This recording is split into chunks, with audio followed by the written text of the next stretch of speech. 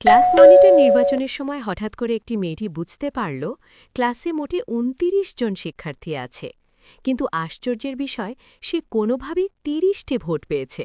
সে বারবার ভোটগুলো গুনতে লাগল, আর প্রতিবারই ফলাফল একই আসছিল। এমনকি ক্লাস টিচারও বললেন কোনোভাবেই ৩০টি ভোট হওয়ার কথা নয়। আর কোনো উপায় না দেখে মেয়েটি তার সহপাঠীদের সাথে মিলে আরেকবার ভোটগুলো গুনতে শুরু করল। যখন তারা ৩০তম ভোটের কাছাকাছি পৌঁছতে যাচ্ছিল, তখনই সে অবশেষে সেটাকে দেখতে পেল। অতিরিক্ত সেই ব্যক্তিটি আসলে ছিল এক ছায়াময় ভূতের আকৃতি। তবে আশ্চর্যের বিষয়, ক্লাসের অন্য শিক্ষার্থীরা যেন সেটাকে একেবারেই দেখতে পাচ্ছিল না। আতঙ্ক ছড়াতে চায়নি বলে মেয়েটি, যার নাম মো, কিছুই বলার সিদ্ধান্ত নিল না। কিন্তু সে একেবারেই বুঝতে পারছিল না হঠাৎ করে কেন সে ভূত দেখতে শুরু করল। স্কুল ছুটির পর বাড়ি ফেরার পথে নিকো তার ফোনে বিষয়টি খুঁজে দেখল, কিন্তু সে যত উত্তরই পেল সবগুলোতেই বলা হয়েছে এটা নাকি অতিরিক্ত মানসিক চাপের কারণে হওয়া এক ধরনের হ্যালুসিনেশন। কিন্তু ঠিক সেই মুহূর্তেই যখন নিকো হঠাৎ করে মাথা তুলে সামনে তাকালো, সে দেখতে পেল তার ঠিক সামনে দাঁড়িয়ে আছে আরেকটি ভয়ঙ্কর হাসি মুখে থাকা ভূতের ছায়াময় অবয়ব। অদ্ভুত ব্যাপার হল, বাসের ভেতরে আর কেউই সেটাকে দেখতে পাচ্ছিল না। সে নিজেও বুঝতে পারছিল না তার মধ্যে কোনো ধরনের অতিপ্রাকৃত দৃষ্টি জেগে উঠেছে কিনা। নিকো এতটাই ভয় পেয়ে গিয়েছিল যে তার চোখ থেকে অঝরে পানি পড়তে লাগল, আর সে তাড়াতাড়ি আবার খুঁজতে শুরু করল, যদি ভূত দেখো তাহলে কি করা উচিত। একটি ভিডিওতে একজন আধ্যাত্মিক বিশেষজ্ঞ বলছিলেন, ভয় পাওয়া যাবে না, আর যদি জোরে গালি দিয়ে সেই আত্মাকে ধমকানো যায় তাহলে সেটা নিজে থেকেই চলে যাবে। তাই যখন নিকো আবার কোনায় কুঁকড়ে থাকা একটি শিশু ভূতকে দেখতে পেল, তখন সে সেই বিশেষজ্ঞের কথা মতো চেষ্টা করার সিদ্ধান্ত নিল। 남인자네! 미안아. কিন্তু খারাপ দিকটা ছিল, ছোট সেই ভূতটি একেবারেই তার ভয় পেল না, বরং উল্টো তার পিছু নেওয়া শুরু করল। নিকো প্রাণপণে দৌড়ে বাড়ি পৌঁছল এবং দরজার সামনে গিয়ে ধপ করে পড়ে গেল। সৌভাগ্যবশত ঠিক তখনই তার বাবা এসে হাজির হন, আর এভাবেই সে বিপদ থেকে রক্ষা পায়। এরপর রান্না করতে করতে নিকো আরেকজন বিশেষজ্ঞের ভিডিও দেখতে শুরু করল, কিন্তু তার কথাগুলো ছিল প্রথমজনের একেবারেই বিপরীত। তিনি বললেন, যদি কখনো ভূতির মুখোমুখি হও তাহলে কখনই চিৎকার করা বা কোনো প্রতিক্রিয়া দেখানো যাবে না। তোমাকে এমনভাবে আচরণ করতে হবে যেন তুমি কিছুই দেখছ না, এবং যত দ্রুত সম্ভব সেখান থেকে সরে যেতে হবে, না হলে সেই ভূত তোমার সাথে লেগে থাকবে। স্পষ্টভাবেই এই বিশেষজ্ঞই সঠিক ছিলেন, কারণ ঠিক সেই মুহূর্তেই যখন নিকো মাথা তুলে তাকালো, সে দেখল সেই ছোট ভূতটি ইতিমধ্যেই তার ঘরের ভেতরে দাঁড়িয়ে আছে। ঠিক সেই সময় সারাদিন চাকরির খোঁজে বাইরে থাকা তার মাও বাড়িতে ফিরে এলেন। মিকো তখন শুধু তার ছোট ভাইকে একটু মশলা এগিয়ে দিতে বলতে যাচ্ছিল, কিন্তু হঠাৎ সে দেখতে পেল সেই শিশু ভূতটি তার দিকে হেঁটে আসছে। বিশেষজ্ঞের কথা মনে পড়তেই মিকো তাড়াতাড়ি মাথা নিচু করে ফেলল এবং এমন ভান করল যেন সে কিছুই দেখছে না। সৌভাগ্যবশত এই কৌশলটি সত্যিই কাজ করল এবং ভূতটি আসলেই অদৃশ্য হয়ে গেল। পরের দিন যখন নিকো স্কুলে যাওয়ার পথে ছিল, তখন সে আবার সেই একই কোণায় আরেকটি ঝাপসা অবয়ব দেখতে পেল। এবার সে আগের অভিজ্ঞতা থেকে শিক্ষা নিয়েছিল, তাই কানে ইয়ারফোন লাগিয়ে সে সোজা হেঁটে চলে গেল, যেন কিছুই দেখেনি। কিন্তু অপ্রত্যাশিতভাবে সেই অবয়বটি তার পিছু নেওয়া শুরু করল। পুরো ভুল বোঝাবুঝি যখন এক অস্বস্তিকর পরিস্থিতিতে পরিণত হল, তখন মো লজ্জায় দৌড়ে সেখান থেকে পালিয়ে গেল। কিন্তু ঠিক সেই মুহূর্তে তার মনটা যেন হঠাৎ করেই হালকা হয়ে গেল, আর সে ভাবল হয়তো তার এই অদ্ভুত ভূত দেখার ক্ষমতাটা এখন চলে গেছে। কে জানত, ঠিক যখন সে স্কুলের গেটের কাছে পৌঁছল, তখন হঠাৎ করে সে দেখতে পেল তার সবচেয়ে কাছের বন্ধু হান্নার কাঁধের উপর একটি নীল রঙের ভৌতিক হাত রাখা আছে। হান্নার কাছে জিজ্ঞেস করার পর সে জানতে পারল হান্না সম্প্রতি তার এক আত্মীয়ের জানাজায় গিয়েছিল। যেহেতু হান্না তার খুব কাছের বন্ধু, তাই নিকো চুপচাপ দাঁড়িয়ে কিছু না করে থাকতে পারল না। তাই সে ইন্টারনেটে গিয়ে আত্মা তাড়ানোর বিভিন্ন উপায় খুঁজতে শুরু করল, আর ইন্টারনেট তাকে নানান রকম উত্তরও দিল, যেমন লবণ, তসবি, তাবিজ কিংবা মন্দির বা পূজাস্থল, এসবকেই নাকি আত্মা দূরে রাখতে সাহায্য করে। স্পষ্টভাবেই এই সবকিছুর মধ্যে সবচেয়ে সাধারণ ছিল লবণ। কিন্তু যখন নিকো লুকিয়ে হান্নার পেছনে কয়েক মুঠো লবণ ছুঁড়ে দিল, তখন সে বুঝতে পারল এর কোনো প্রভাবই পড়ছে না। কিন্তু সে যা একেবারেই আশা করেনি তা হল এই স্কুলে শুধু নিকোই নয়, আরও কেউ কেউ আছে যারা ভূত দেখতে পারে। স্কুল ফেস্টিভ্যালের লটারির অনুষ্ঠানে দুইজন সিনিয়র ছাত্রও হান্নার কাঁধের উপর সেই ভৌতিক হাত লক্ষ্য করেছিল। কিন্তু এর থেকেও ভয়ঙ্কর ছিল আরেকটি দৃশ্য। তাদের গর্ভবতী ক্লাস টিচারের পাশে বসেছিল আরেকটি ভয়ঙ্কর ভূতের অবয়ব, যা গভীরভাবে তার পেটের দিকে তাকিয়েছিল। এই সংকটময় মুহূর্তে নিকো তাড়াতাড়ি পেট ব্যথার ভান করল এবং কোনোভাবে শিক্ষিকাকে সেখান থেকে সরিয়ে নিয়ে যেতে সক্ষম হল। আর সেই দুইজন সিনিয়র ছাত্র পুরো ঘটনাটাই নিজের চোখে দেখে ফেলল। তারা সাথে সাথেই বুঝে গেল যে এই মেয়েটি ভূত দেখতে পারে। তাই সেই সিনিয়র ছাত্রী ইউরিয়া নিজেই এগিয়ে এসে মিকো আর হান্নার কাছে গেল। সে অনুষ্ঠান রেকর্ড করার অজুহাতে তাদের ছবি তুলতে শুরু করল। সবই ছিল মিকোর প্রতিক্রিয়া পরীক্ষা করার জন্য। ここなんか相当漏れてるよね。どこが漏れてるの？漏れてるよ。ね、漏れてるよね。どこが漏れてるの？は？ ঠিক তখনই কয়েকজন সহপাঠী হঠাৎ সেখানে চলে এলো। ফলে ইউরিয়ার আর কোনো উপায় রইল না, তাকে সেখান থেকে চলে যেতে হলো। কিন্তু এর ঠিক পরেই সেই সিনিয়র ছেলেটিও সেখানে এসে উপস্থিত হল। সে সরাসরি বলে দিল নিকো ভূত দেখতে পারে। এরপর সে তাকে জানালো অনেক বছর আগে এই স্কুলে একটি ভয়ঙ্কর ভূমিধসের ঘটনা ঘটেছিল, যেখানে ৫০ জনেরও বেশি শিক্ষক ও শিক্ষার্থীর মৃত্যু হয়েছিল। আর সেই সব মৃত মানুষ এখন মাটির সাথে আবদ্ধ আত্মা হয়ে স্কুলের প্রতিটি কোণে ঘুরে বেড়াচ্ছে। সে আরও বলল এই দুর্ঘটনাটি ঘটেছিল ঠিক স্কুল ফেস্টিভ্যালের সময়, আর সেই কারণেই এই সময়টাতেই তারা সবচেয়ে বেশি সক্রিয় হয়ে ওঠে। শেষে সে নিকোকে সতর্ক করে দিল, এভাবে না দেখার ভান করলেই সমস্যার সমাধান হবে না, আর যদি তার কিছু করার ক্ষমতা থাকে তাহলে তাকে তার সর্বোচ্চ চেষ্টা করে সেটি করা উচিত। হয়তো তার কথায় অনুপ্রাণিত হয়েই নিকো আরেক সেট তসবি কিনে আনল এবং সেটা হান্নাকে দিতে চাইল। কিন্তু সে গিয়ে দেখল হান্না মাত্রই দুপুরের খাবার শেষ করেছে, তবুও আবার খেতে শুরু করেছে। হান্না নিজেও বলল সে বুঝতে পারছে না কেন ইদানিং এত সহজেই তার খিদে পেয়ে যাচ্ছে।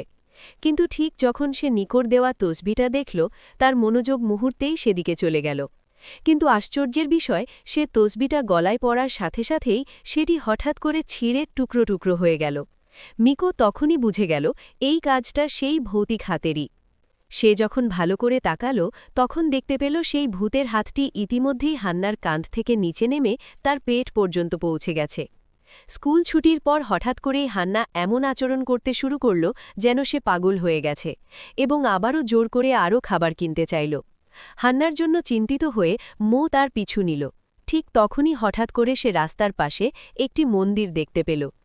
ইন্টারনেটে পড়া কথাটা মনে পড়তেই যে মন্দিরও নাকি আত্মা তাড়াতে সাহায্য করে, সে তাড়াতাড়ি হান্নাকে থামাল এবং সৌভাগ্যের জন্য প্রার্থনা করার অজুহাতে তাকে ভেতরে নিয়ে গেল।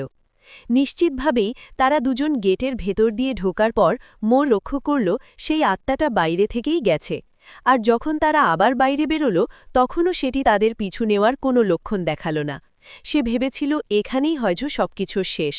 কিন্তু ঠিক পরের দিন স্কুল ফেস্টিভ্যালের ড্রয়ের সময় দেখা গেল সব জনপ্রিয় ইভেন্টের সুযোগ অন্য ক্লাসগুলো নিয়ে নিয়েছে। তাদের জন্য বাকি হইল শুধু সবচেয়ে কম জনপ্রিয় দুটি অপশন, একটি ভূতের বাড়ি হন্টেড হাউস আর একটি আর্চ প্রবেশদ্বারের সাজসজ্জা তৈরি করা। সৌভাগ্যবশত ইউরিয়ার ক্লাস আগের স্কুল ফেস্টিভ্যালে একটি আর্চ তৈরি করেছিল, আর তার বেসটি এখনও রয়ে গেছে। তাই নিকোর ক্লাস যদি একটি আর্চ বানাতে চায় তাহলে তারা সেটিই ব্যবহার করতে পারবে। এই কারণে সবাই মিলে সেই বেসটি খুঁজে বের করার জন্য স্টোর রুমে গেল। কিন্তু দরজার ভেতরে পা রাখার সাথে সাথেই মিকো দেখতে পেল ঘরের ভেতরে বেশ কয়েকটি ভূত রয়েছে। যদিও সে দেখার ভান না করার চেষ্টা করছিল, তবুও সে নিজেকে থামাতে পারল না। হান্নাকে সাবধান করে দিল যেন সে এদিক ওদিক দৌড়াদৌড়ি না করে, কারণ সে ভয় পাচ্ছিল যদি হান্না কোনো আত্মার সাথে ধাক্কা খেয়ে ফেলে তাহলে আবার সেটি তার সাথে লেগে যেতে পারে। কিন্তু ইউরিয়া, যে নিজেও আত্মা দেখতে পারে, সে একেবারেই আলাদা ছিল। সে সরাসরি তার স্কুল ব্যাগ থেকে তসবি আর বিভিন্ন ধর্মীয় সরঞ্জাম বের করল এবং সেখানকার ভূতগুলোকে তাড়ানোর চেষ্টা শুরু করল। অপ্রত্যাশিতভাবে হান্না হঠাৎ কথা বলে উঠল এবং ইউরিয়ার করা সেই আচার অনুষ্ঠান থামিয়ে দিল, কারণ ইউরিয়ার অদ্ভুত আচরণ দেখে সে ইতিমধ্যেই বুঝে গিয়েছিল যে সেখানে কিছু ভূত রয়েছে। ভয়ে আতঙ্কিত হয়ে সে সঙ্গে সঙ্গে দৌড়ে বাইরে চলে গেল। কিন্তু বাইরে বের হওয়ার সাথে সাথেই সে দেখল তাদের গর্ভবতী ক্লাস টিচারকে অ্যাম্বুলেন্সে করে নিয়ে যাওয়া হচ্ছে, কারণ তার প্রসবের সময় হয়ে গেছে। এদিকে নিকো যখন তার পিছু নিয়ে বাইরে এলো তখন সে দেখতে পেল শিক্ষিকার পেটের উপর কয়েকটি ছোট লাল রঙের হাতের ছাপ রয়েছে। ঠিক যখন সে ভয়ে দিশাহারা হয়ে পড়েছিল এবং কি করবে বুঝতে পারছিল না, তখন তার পিছনে থাকা সেই সিনিয়র ছাত্র তাকে শান্ত হতে বলল। সে জানালো এগুলো কোনো খারাপ আত্মা নয়, বরং এগুলো শিক্ষিকার রক্ষাকর্তা আত্মা। তারা সেখানে থাকায় বাচ্চাটি নিশ্চয়ই নিরাপদে জন্ম নেবে। এই কথা শোনার পরই নিকো অবশেষে একটু স্বস্তি পেল, কারণ ক্লাস টিচার অনুপস্থিত থাকায় সাময়িকভাবে জেন নামের একজন বদলি শিক্ষক তাদের ক্লাসে এলেন। তিনি ছিলেন তরুণ এবং অত্যন্ত সুদর্শন একজন মানুষ, ফলে ক্লাসের সব শিক্ষার্থীরাই তাকে দেখে খুশি হয়ে উঠল। পাশে দাঁড়িয়ে থাকা প্রধান শিক্ষক জানালেন জেন এবং তাদের ক্লাস টিচার একই এলাকার মানুষ এবং তারা অনেক দিন ধরেই একে অপরকে চেনেন। এই কথা শোনার পর শিক্ষার্থীরা সঙ্গে সঙ্গেই তাকে নিয়ে মজা করতে শুরু করল। তারা জিজ্ঞাসা করতে লাগল তিনি কি কখনো তাদের ক্লাস টিচারের সাথে প্রেম করেছেন। কিন্তু নিকোই ছিল একমাত্র যার মুখে ছিল গভীর গম্ভীরতা, কারণ সে দেখতে পাচ্ছিল মিস্টার জেনের পেছনে শক্ত করে লেগে আছে এক কালো প্রতিশোধপরায়ণ আত্মা। ভেতরে ভেতরে অস্বস্তি অনুভব করলেও মো, যে ভাইস ক্লাস মনিটর, এবং হান্না, ক্লাস মনিটর, ক্লাস শেষে আবার জেনের ডাকে অফিসে গেল পরিস্থিতি সম্পর্কে জানার জন্য। কিন্তু নিকো তখনও জেনের পাশে থাকা সেই প্রতিশোধপরায়ণ আত্মাটির দিকেই তাকিয়েছিল। এমনকি জেন নিজেও বুঝতে পারছিলেন কিছু একটা অস্বাভাবিক আছে। এদিকে শেষ পর্যন্ত ক্লাস সিদ্ধান্ত নিল তারা হন্টেড হাউস ইভেন্টটি প্রস্তুত করবে। এই সিদ্ধান্তে মো খুবই অস্বস্তি অনুভব করছিল, কারণ এমন জায়গাগুলোই হলো সেই আত্মাগুলোর সবচেয়ে প্রিয় আস্তানা। কিন্তু ঠিক সেদিনই ক্লাস চলাকালীন আবার কিছু একটা ঘটে গেল। মিকো হঠাৎ করে লক্ষ্য করল যে প্রতিশোধপরায়ণ আত্মাটি এতক্ষণ মিস্টার জেনের সাথে লেগেছিল সেটি এখন এসে দাঁড়িয়েছে ঠিক হান্নার সামনে। আর আগের বারের মতোই যখন কোনো আত্মা তার উপর প্রভাব ফেলেছিল তখন যেমন হয়েছিল, হান্না আবার বলতে শুরু করল তার খুব ক্ষুধা লাগছে। মিকো বুঝতে পারল এটি নিশ্চিতভাবেই হান্না মিস্টার জেনের কাছে কতবার ঘেঁষাঘেঁষি অবস্থায় থাকে তার সঙ্গে সম্পর্কিত। তাই যখন সে শুনল এক সহপাঠী আবার বলল শিক্ষক হান্নাকে অফিসে পাঠিয়েছেন হ্যান্ডআউট নেওয়ার জন্য, মিকো নিজেই উদ্যোগী হয়ে অফিসের দিকে চলে গেল। সে জেনের মুখ থেকে কোনো সূত্র বের করার চেষ্টা করছিল, কিন্তু হঠাৎ করেই শুনতে পেল প্রতিশোধপরায়ণ আত্মা জেনের মুখের মাধ্যমে একটি বাক্য বলল, আমি করি। মিকো এতটাই ভয় পেয়ে গেল যে সঙ্গে সঙ্গে মাথা নিচু করল, হ্যান্ডআউটগুলো ধরল এবং তাড়াহুড়ো করে চলে এলো। খুব শীঘ্রই হন্টেড হাউসটি সম্পূর্ণ হয়ে গেল, আর সবাই মনে রাখার জন্য একটি গ্রুপ ফটো তোলার পরিকল্পনা করল। মিকো লক্ষ্য করল হান্না আবার অদৃশ্য হয়ে গেছে। তখন এক সহপাঠী বলল তারা দেখেছে হান্না অফিসে গেছে।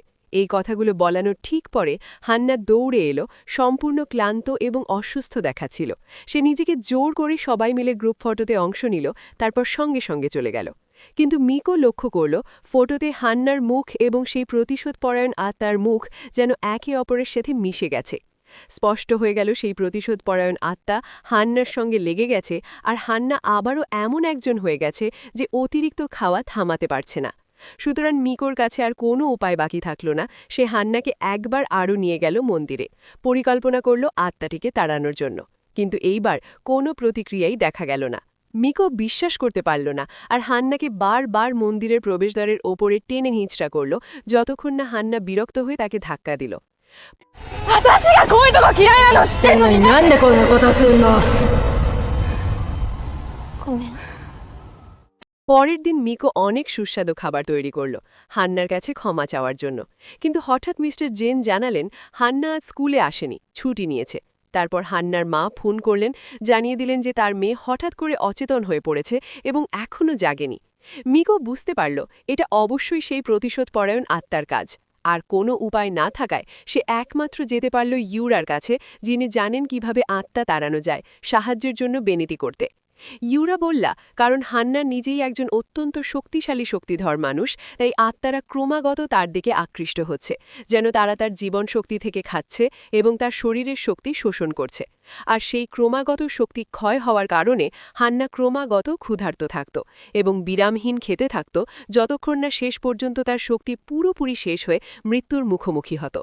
কিন্তু মিস্টার জেনের সঙ্গে যেটা লেগেছিল সেটা আসলে কোনো ভূত ছিল না, বরং একটি জীবন্ত আত্মা, অর্থাৎ একজন মহিলার স্থায়ী আকর্ষণ, যিনি তাকে গভীরভাবে ভালোবাসত। কারণ সে তার দৃষ্টি আকর্ষণ করতে পারত না, তাই সেই রাগ ধীরে ধীরে জমে গিয়েছিল। সেই আত্মা মিস্টার জেনের সাথে শক্তভাবে লেগে থাকত এবং যে কোনো মহিলার পিছু নিয়ে যেত যারা তার কাছে খুব কাছে চলে আসত। সাধারণত এমন ঘটনা ঘটে এমন পুরুষদের চারপাশে যারা মানুষের অনুভূতির সঙ্গে খেলা করে আর তারপর ছেড়ে চলে যায়। তাই মিস্টার জেন অবশ্যই অতীতে কোনো মহিলাকে ত্যাগ করেছেন। সৌভাগ্যবশত ইউরিয়ার কাছে এমন একটি তাবিজ ছিল যার জীবন্ত আত্মাকে তাড়াতে পারে। সুতরাং মিকো ভান করল সে মিস্টার জেনকে জিজ্ঞেস করছে যেন কিছু জিনিস সরাতে সাহায্য করে, আর ইউরিয়া জানালার পাশে বসে আচার অনুষ্ঠান শুরু করল। ঠিক সেই মুহূর্তে তারা হঠাৎ বুঝতে পারল সেই আত্মা অদৃশ্য হয়ে গেছে। ঠিক এর পরেই মিকো হান্নার মায়ের কাছ থেকে একটি ফোন পেয়েছে, যেখানে বলা হয়েছে তাদের ক্লাস টিচারও একই হাসপাতালেই সন্তান প্রসব করছিলেন এবং বিশেষভাবে হান্নার খোঁজ নিতে একদম দ্রুত সেখানে এসেছিলেন। মিকো সবকিছু সংযুক্ত করে বুঝতে পারল। সে মনে করল প্রধান শিক্ষক বলেছিলেন ক্লাস টিচার এবং মিস্টার জেন একই শহরের মানুষ এবং তারা একে অপরকে দীর্ঘদিন ধরে চেনে। আর যখন মিস্টার জেন ক্লাস টিচারের কথা উল্লেখ করেছিলেন, তিনি অজান্তেই একটি ডাকনাম ব্যবহার করেছিলেন।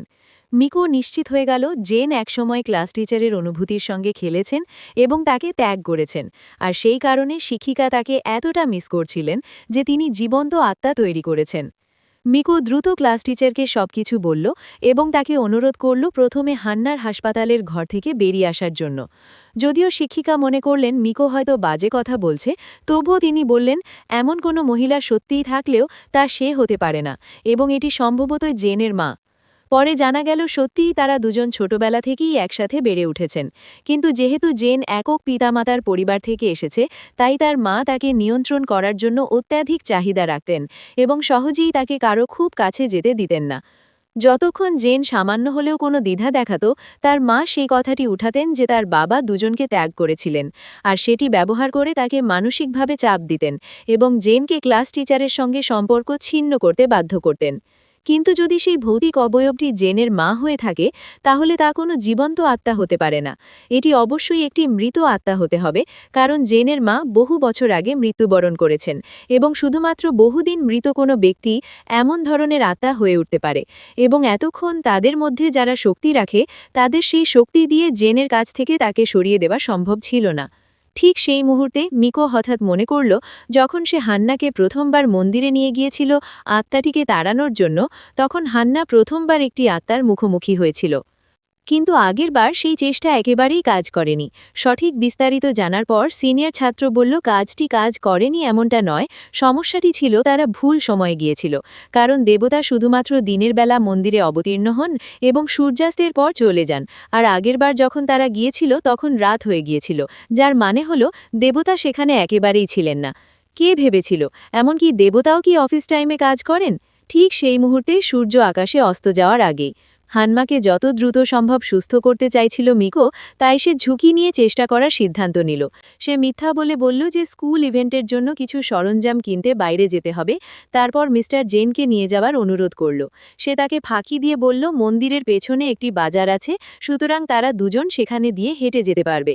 কিন্তু ঠিক যখন তারা গেটের কাছে পৌঁছতে যাচ্ছিল, মিস্টার জেন তার মায়ের আত্মার প্রভাবে হঠাৎ করেই খুব অসুস্থ অনুভব করতে লাগলেন।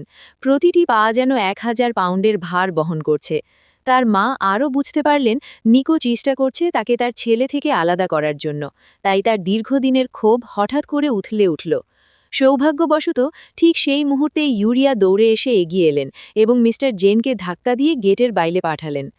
অবসেসিভ প্রেমে পূর্ণ হয়ে মা সত্যিই মন্দিরের প্রবেশদ্বারের বাধা ভেঙে নিজেকে এগিয়ে নিয়ে এলেন এবং নিকোর দিকে এগিয়ে এলেন। কিন্তু ঠিক যখন তিনি সেই মেয়েটিকে ক্ষতি করার জন্য এগোচ্ছিলেন, যিনি তাকে তার ছেলে থেকে আলাদা করতে চেয়েছিলেন, হঠাৎ করে সময় স্থবির হয়ে গেল। মন্দিরের ভেতর থেকে একটিও আলো ফুটে বের হল এবং তাকে বাধ্য করে প্রবেশদ্বারের বাইরে ফিরে যেতে। বাহ্যিক বল কাজে না আসা দেখে মা তার কৌশল পরিবর্তন করলেন। তিনি জীবনে যে রূপটি রেখেছিলেন সেই রূপ গ্রহণ করলেন এবং জেনও তাকে দেখতে পেলেন। ঠিক সেই মুহূর্তে যখন হঠাৎ করেই সে তার মাকে দেখতে পেল, মিস্টার জেন স্বাভাবিকভাবেই তার দিকে এগোতে শুরু করলেন। মিকো তাড়াহুড়ো করে আকাশে উড়ে থাকা পাখিগুলির দিকে ইঙ্গিত করল এবং তাকে থামাল। শেষ পর্যন্ত মিস্টার জেন বুঝতে পারলেন যে তিনি আর কখনও তার মাকে তাকে নিয়ন্ত্রণ করতে দিতে পারবেন না এবং তিনি অবশ্যই তার ছাত্রছাত্রীদের ক্ষতি করতে দেবেন না। সুতরাং মোয়ের মতোই তিনি তাকে উপেক্ষা করলেন এবং পাখির কথা বলার দিকে মন দিলেন। যত বেশি তারা দুজন এই বিষয় নিয়ে কথা বলল, তত বেশি তারা নিজেদের মধ্যে এতটাই মগ্ন হয়ে গেল যে মনে হচ্ছিল তারা সত্যিই তাকে একেবারেই দেখতে পারছেন না। সম্ভবত সে সম্পূর্ণ ভেঙে পড়েছিল, কারণ সে ভেবেছিল তার ছেলে তাকে ত্যাগ করেছে, অথবা হয়তো তার বিবেক অবশেষে তাকে অনুসরণ করে খুঁজে পেল এবং সে বুঝতে পারল যে এইভাবে তার ছেলেকে ধরে রাখার কোনো সুযোগ নেই। যে কোনো কিছুরই হোক, দীর্ঘ সময় কোনো প্রতিক্রিয়া না পাওয়ার পর মা আত্মা ধীরে ধীরে শেষ পর্যন্ত অদৃশ্য হয়ে গেল। প্রায় ঠিক সেই মুহূর্তে হান্নাও হাসপাতালে জেগে উঠল। সবকিছু শেষ হবার পর মো আর ইউরিয়া আত্মা দেখার ক্ষমতা নিয়ে আলোচনা করল। ইউরিয়া বলল সে খুব ছোটবেলা থেকেই তাদের দেখতে পেত এবং তখন তার বাবা মা দুর্ঘটনায় মারা যাওয়ার পর সে তাদের আত্মা দেখতে পেত, কারণ সে তাদের খুব মিস করত। মোয়ের ক্ষেত্রে সে সম্প্রতি মাত্র তাদের দেখতে শুরু করেছে এবং প্রথম যে আত্মাটি সে সত্যিই দেখল সেটি আসলে তার নিজ বাবার আত্মা ছিল। মামলা হল, গত বছরই তার বাবা হঠাৎ কর্মস্থলে মৃত্যুবরণ করেছিলেন, কিন্তু তার আগে, কারণ তার বাবা তার পুডিং খেয়ে ফেলেছিলেন, সে তার প্রতি খিটখিটে হয়ে পড়েছিল এবং দুজনই কয়েকদিন ধরে কথা বলেনি। এটি তার হৃদয়ে একটি গভীর স্মৃতি হয়ে রয়ে গেল। আর সে যেহেতু মুখোমুখি হতে পারছিল না, তাই সে তার বাবার আত্মা দেখতে না পাওয়ার ভান করে চলছিল। সত্যি কথা হল, সে যা করেছে তার জন্য গভীরভাবে অপরাধবোধ অনুভব করছিল, কিন্তু তার বাবা কখনোই তাকে দোষারোপ করেননি। অতএব আত্মা হয়ে যাওয়ার পরও তিনি প্রতিদিন তার দৈনন্দিন জীবনের ব্যাপারে যত্নশীল ছিলেন। ঠিক আগের মতো সবসময় তার প্রতি যত্ন দেখাতেন তার স্বাভাবিক উপায়। সেই মন্দিরটিও সেই জায়গা যেখানে তার বাবা তাকে ছোটবেলায় প্রায়ই পূজা করার জন্য নিয়ে যেত, এবং ঠিক এই কারণে দেবতা সেখানে তাকে সাহায্য করতে ইচ্ছুক ছিলেন। এই সব পার হয়ে মিকোও সিদ্ধান্ত নিল তার সত্যিকারের অনুভূতির মুখোমুখি হতে। যখন সে বাড়ি ফিরল, সে তার বাবার স্মৃতিস্তম্ভের সামনে গিয়ে একটি পুডিং স্থাপন করল এবং তার মাকে বলল যে সে চায় ঘরে মশলা দিয়ে শুয়ারের লেবার ভাজা তৈরি করতে, সেই পদ যা তার বাবা জীবিত থাকার সময় সবচেয়ে বেশি পছন্দ করতেন। চোখের পলকে স্কুল ফেস্টিভ্যালের দিন এলো এবং হান্না পুরোপুরি সুস্থ হয়ে স্কুলে ফিরে এলো। সেটি দিয়ে গ্রুপটি তাদের সহপাঠীদের ডিজাইন করা হন্টেড হাউসে খেলতে খেলতে অসাধারণ সময় কাটাল। ঠিক সেই মুহূর্তে সিনিয়র ছাত্র হঠাৎ করে তাদের কাছে এসে কথা বলতে শুরু করল, কিন্তু এটি হান্নাকে ভীষণভাবে ভয় দেখাল। পরে জানা গেল সেই সিনিয়র ছাত্রও আসলে স্কুলের এক ধরনের ভূমিতে আটকা পড়া আত্মা, এবং বাস্তবে শুধু সে নয়, সমস্ত ছেলেদের শিক্ষার্থী একই রকম ছিল। তারা এই মেয়ের স্কুলে 100 বছর ধরে আটকা ছিল, কারণ তারা বাইরে যেতে পারত না। তারা শুধুমাত্র শিক্ষার্থীদের মধ্যে মিশে থাকতে পারত, যেন অসীম সময়ের ধারায় সামান্য বিনোদন খুঁজে পায়। এভাবেই এই উষ্ণ ও সান্ত্বনাদায়ক গল্প, যা ভয়াবহ সিনেমার খোলসে মোড়ানো, তার সমাপ্তি ঘটে। হয়তো আমরা সবসময় অজানা অতিপ্রাকৃত শক্তির ভয়ে থাকি, কিন্তু ভুলে যাই মানুষকে সত্যিই ভেঙে দেয় জীবনের ও মৃত্যুর দ্বারা আলাদা হয়ে যাওয়ার অনুশোচনা। যে ভূতগুলোকে আমরা ভয়ঙ্কর ভাবি, তারা হতে পারে সেই মানুষজন যাদের জন্য কেউ প্রতিদিন কাতর চিত্তে আকাঙ্ক্ষা করে, কিন্তু আর কখনো দেখতে পায় না।